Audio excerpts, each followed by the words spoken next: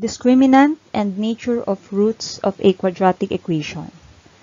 Discriminant can be found in the quadratic formula, and we are using this discriminant to determine the nature of roots of a quadratic equation. Kung yung roots ba ay rational, irrational, imaginary, and so on. So, yung discriminant, dito natin siya makikita sa loob ng radical. So, yung nasa loob ng radical ay b squared minus 4ac. Yan yung formula na ginagamit natin to identify the discriminant of a quadratic equation. Now, how will we use this discriminant to identify the nature of roots? Let us see this list. If the discriminant that you have obtained using this formula is 0, then the roots are real, equal, and rational. But if the discriminant is greater than 0, or those are positive numbers, and a perfect square, so pag sinabing perfect square, yun yung result kapag nag-multiply ka ng dalawang magkaparehas na number. Halimbawa, 2 times 2, that's 4. Yung 4, perfect square yon. So if that's your discriminant, then the roots are real, distinct, and rational. But if your discriminant is greater than 0, pero hindi naman siya perfect square, then real and distinct din siya, pero irrational. And if the discriminant is less than 0 or yung answer mo ay negative yung discriminant mo, your roots are imaginary.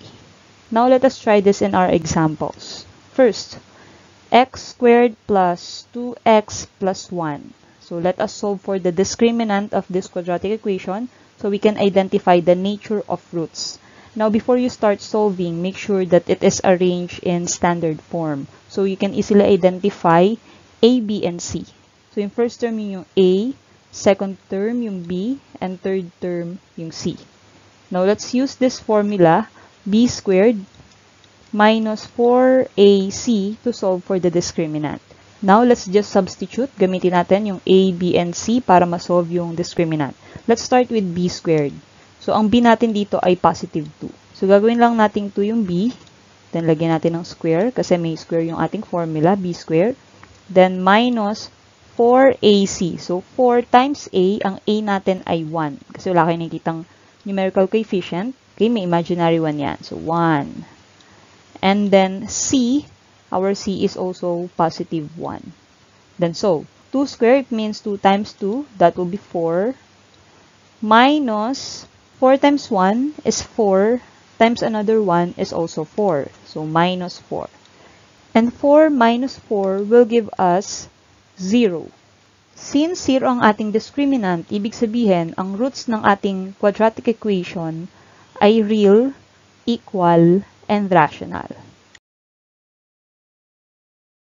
Next, how about this one? Try naman natin to. Again, yung unang term yun yung A, pangalawang term yung B, pangatlong term yung C. Gagamitin pa rin natin yung formula ng discriminant, which is B square minus 4AC.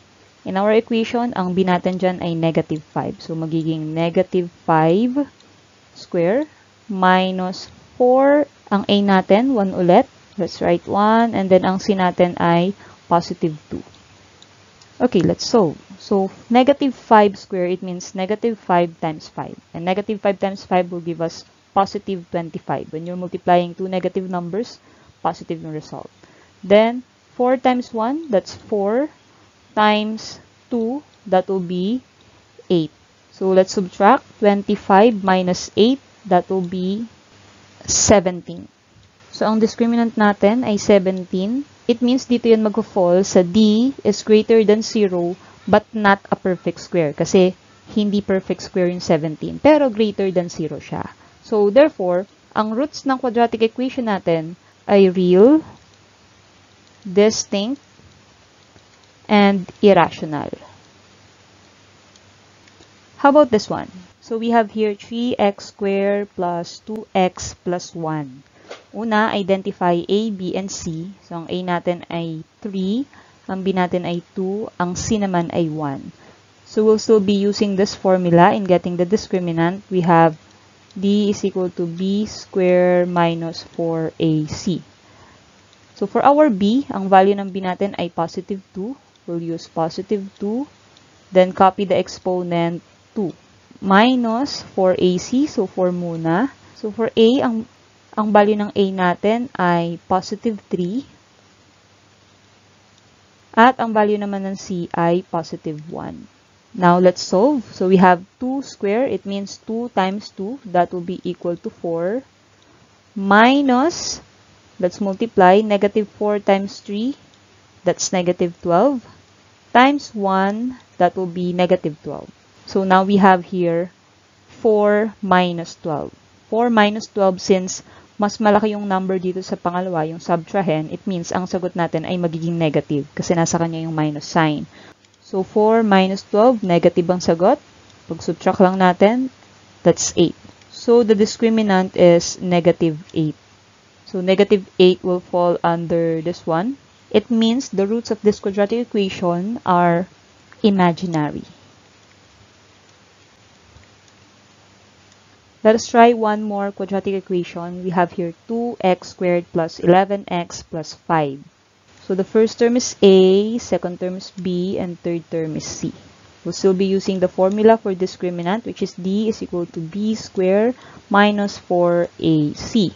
For b squared, so copyhin nyo lang yung b, which is positive 11.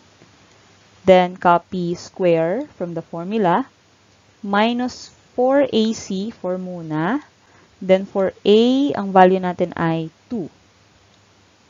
2. And then for c, we have positive 5.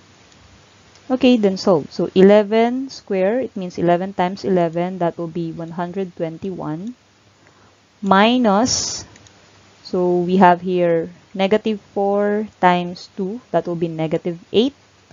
Times 5, negative 8 times 5, that will be negative 40. Again, we multiply negative 4 to 2, so that's negative 8. Times 5, that will be negative 40. Then subtract this to 121 minus 40, you'll have 81. So our discriminant is equal to 81. And this 81 actually is a perfect square kasi galing siya sa 9 times 9. 9 times 9 is equal to 81. Since perfect square ito, it means it will fall under this one. Okay?